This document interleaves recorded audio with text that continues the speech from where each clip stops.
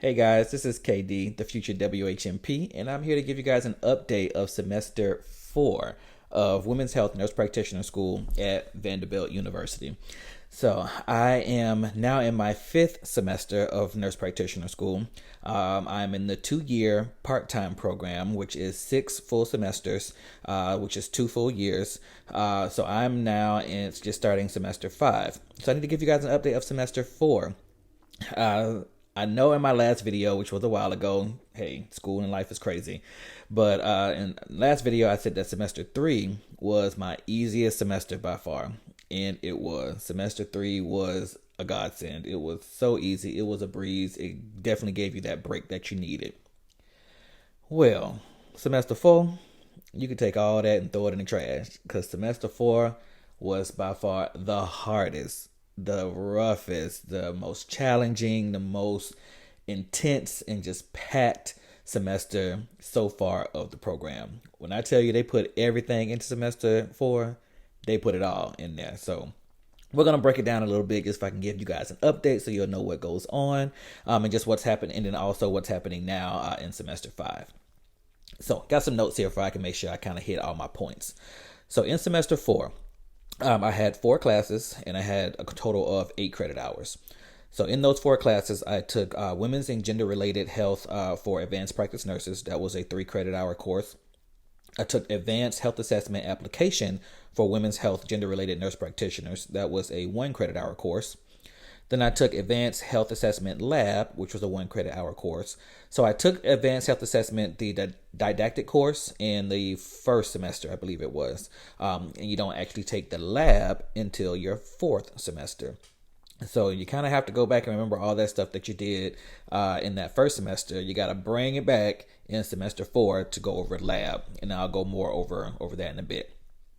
That was the 3rd class I took, was lab, which was 1 credit hour. And the 4th course that I took was adult Jerry primary care 1, and that was a 3 credit hour course. So 4 courses, 8 credit hours altogether. So in semester 4, this is where we started our block scheduling. So blocks is when we have to travel to campus to learn certain skills.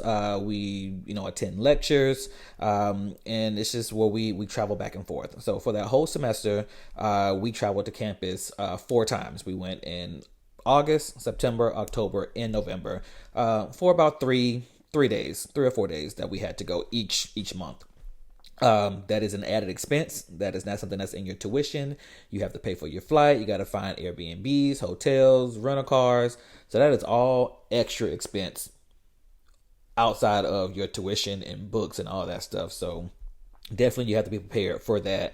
If you're going to come to Vanderbilt, be prepared to spend a lot of extra money in traveling to campus every single month. So if you're working, you got to worry about making sure you have your work schedule, that you can get off of work for that. Just family and life and all that. So it's a lot. So in coming to campus, like I said, we had to learn a lot of skills and get checked off on skills. So in this semester, we learned how to do a full breast exam. We did pelvic exams with a bimanual exam as well. We also did penile and prostate exams. And we did specimen collection. So that was a pap smear, a gonorrhea and chlamydia test, group beta strep, GBS, and then also a syphilis swab as well. Now, the breast exam, the pelvic exam with bimanual exam, the penile and prostate exams, we learned how to do that on a mannequin and then also on live patients. So that was amazing to be able to first learn how to do it on a mannequin, get, kind of secure with doing it. But then we also got to do it on live patients multiple times. So that was amazing. We had a group of people that came in. This is what their job is. They travel around the country, going to different nursing schools, medical schools, whatever, and teaching students how to perform these exams so that they can be comfortable when it's time to go to clinical. You already have practiced on an actual patient and not just on mannequins. So we learned all that on actual people, which was amazing. The specimen collection, those were not on actual people, so those were just on mannequins. But we had to do that, and then we also had our big head-to-toe assessment that we had to pass this semester as well. So remember, we took our advanced health assessment course in semester 1. So we had to go all the way back to that information, and then we had to apply that here in this semester to a head-to-toe assessment. So we had 45 minutes to do a full complete history on a patient and then also perform a head to toe assessment. It was just you and the patient in a simulation room in like an exam room. You were videotaped, and you had a timer, and they told you when to enter the room. And once you entered, your clock started, and you did your assessment. You got a warning when you were at certain parts within, so you'll know where your timing was. We did have a paper that we could use for the history portion of the history and in the head to toe assessment. So we could look at that paper and ask the questions straight off of that paper to collect the history. But then once it was time for the head to toe assessment, that all had to come from, memory, from you practicing and studying how to do it, and had to come from memory. So you could hold your paper and read off all your history questions that you wanted to right then from that and look at that. And then once you were done with your history and you started the hands-on portion, you had to put that aside, out of your view, out of the way, and then perform your full head to toe. And I would say 45 minutes for all of that. So you asking those questions, getting the answers back from the patient, doing your head to toe assessment, having to get the patient, of course, into different positions, and then listening to lungs and hearts and just all the things, getting them up, moving, range of motion, all of that in 45 minutes. And once you were done, you had 2 chances to go back and look at your paper, because on that paper it also had the hands-on portion on it. We just couldn't look at that part. So once you got done with everything, you could then go back and look at your paper to see if there's something that you may have missed. And then if you did, you can go back and go ahead and complete that step of your head to toe assessment. So you had 2 times to be able to look at your paper. And if you went more than 2 times, then unfortunately, you fail.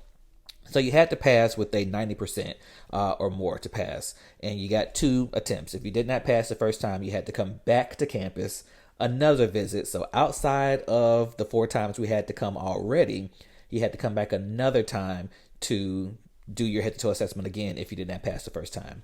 So I'm so happy to say that I passed it on the very first try. So stressful, but I passed, so that was amazing. So that was full of your first semester, was taking your classes, preparing for your full head to toe assessment, coming back and doing all of your skills that you had to learn, and you had to get checked off and signed off on that. So of course you can pass or you could fail those skills, if you don't practice them at home. So they gave you supplies so that we could go home and practice.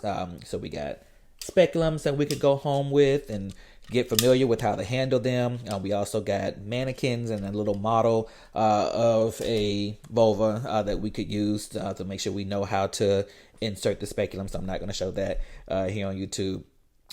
We got a kind of like a picture model of breast that we could practice our breast exam, so we'll know how to do that when it was time for us to sign off on that. So they gave us supplies, swabs and everything so that we can swab for GBS and for the cultures. So we got this nice care package that we went home with after the first block. The first time that we went, they sent us home with a lot of material so that we could practice and get prepared. So when we had to come back those other months, we will be ready to sign off on those skills so that we could pass.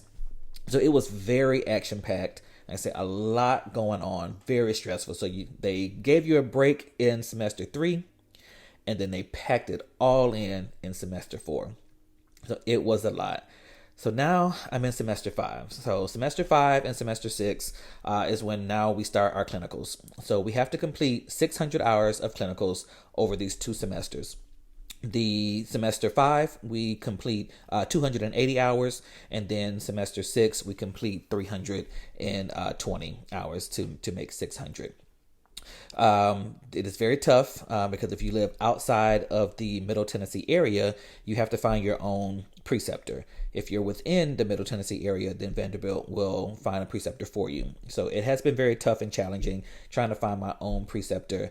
I'm glad I found one for this 5th semester right at the last minute, but I found someone, and I'll be starting my clinicals and getting those done, and we still take a class as well. So you take one class while you're doing your clinicals, and for this 5th semester, we only have to go to campus one time.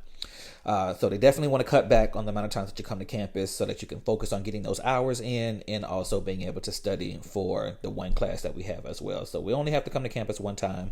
And when we come to campus, that's in February. So today is February the 6th. So we go at the end of February. I believe it's the 27th we go to campus. This one is just a one day, all day campus visit where we will learn how to insert Nexpanons and I believe IUDs as well. I'm not sure, but I know Nexpanon for sure. And then we will get to come home with practice models as well to be able to practice on that so that we can be able to perform those in clinical with our preceptors. So I can see the light. It is still very dim because I now have to also find a preceptor for summer for my very last semester. And I have not found that yet, but I have a preceptor for this 5th semester, which is amazing. So I'm so ready to start clinical and start applying some of the things that I am learning in school in this program and actually seeing it now and being able to apply it. And then, like I say, I only have one more semester after this and I'll be done with Women's Health Nurse Practitioner School in August. I'm so excited. So thank you all for coming along with me on this ride. Again, I know these videos are very few and far in between. It is a lot going on because I also work full time as well. So I'm traveling and trying to do clinicals throughout the week and then coming home and working Friday, Saturday, and Sunday. So I'm tired. It's a lot, but thank you all for being here and watching these videos with me. Please like, comment, subscribe. Hopefully I will be able to show a little bit of what's going on in clinical, probably, of course, not with my patient, but maybe just my clinical site, and then just kind of discuss the type of patients that I'm seeing or the type of procedures that I'm seeing during the day. So I can give you some updates on that along the way. But again, thank you all so much for watching this video. Like, comment, and subscribe, and I'll see you guys in the next video. Bye.